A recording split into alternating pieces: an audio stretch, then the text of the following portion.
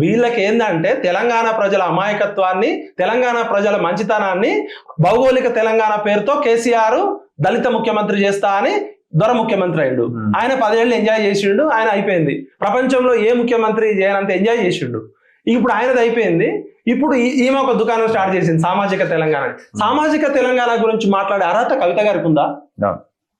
మీరే వెలమ ధరలు, ఫ్యూడల్ ధరలు, మీ ఇళ్లలో పనిచేసేటోళ్ళు బాంచని కాలు మొక్కుతా అంటారు. ఎస్సీ ఎస్టీ బీసీలని వర్కింగ్ ప్రెసిడెంట్ గా పెట్టమన్నారు రేపు.